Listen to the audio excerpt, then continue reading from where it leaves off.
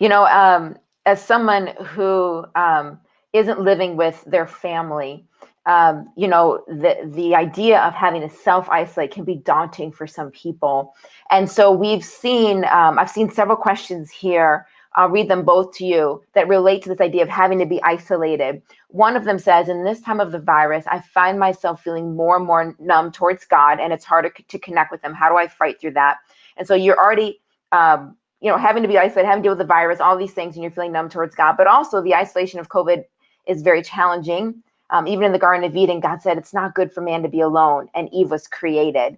So I isolate out of love and protection for myself and others. How do we deal with the ongoing isolation when you live alone? Have to be friends, don't have family around. So maybe first, how do we deal with the isolation alone? But then also, how do we deal with God and feeling numb towards him because it's hard to connect with him during this time?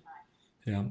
I mean, obviously, this is going to have to be filtered through whatever legal structures are in Canada at the moment. I know in the UK recently, the government's been so aware of the existential toll, people's mental health, emotional distress, rates of suicide going so high that they've created this idea of social bubbles. Okay, look, connect with a few other people and just keep the connection within that group so that there's still some sense of protection and the chance of contagion is greatly minimized.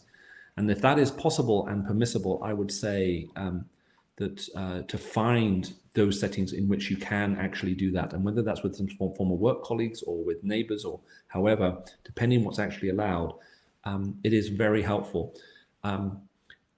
Doing what we're doing now through Zoom can be very, very helpful one-on-one as well. I've been surprised the strength of connection I've sometimes felt. I still long for that physical connection. It means so much more when it comes that way. But if that's not possible doing this, and I think even just practical things of thinking, I'm just going to make a discipline of calling other people, or dropping an email to a colleague who I normally get on with and say, how are you doing? I'd love to Zoom over a cup of coffee or something. Just anything just to keep the social interaction going. I would just so strongly recommend. And if you are permitted to form bubbles, try to find a way, whether it's with neighbors or with someone else, reach out. And if that doesn't work, I'd even suggest just get online with the church and just see if there's any possibility in which they might be able to be part of that for you. Which brings me into the second point you're asking about God.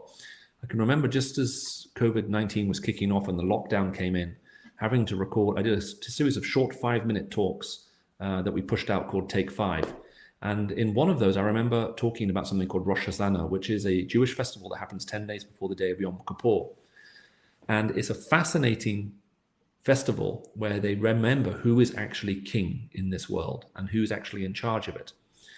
Now, the reason why that festival spoke so strongly to me is I was reading a book by the former chief rabbi of the UK and the Commonwealth, in which he said, when the Jews were forced out of their land and they were separated from each other and separated from their homeland, how did they maintain their identity and their connection to God, even when they weren't able to physically gather in the place they wanted to be?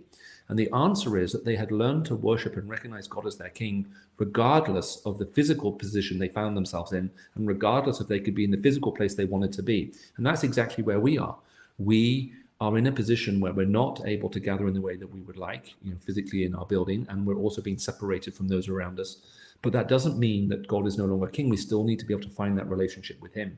And interestingly, coronavirus, and I know John Lennox's book is going to be recommended through this, and I'd recommend it also. Do get hold of it if you can. The reason the coronavirus is called coronavirus is that the protein parts coming out of it look like a crown. So that's literally what it means. It looks like a crown. The question is, who's wearing the crown? Is Christ able to be king in and through this or not? And that's when I think online church and making the habit of being together and actually being part of a small group and again, meeting, talking, praying like this is so important at such a time like this. We're not designed to be complete hermits.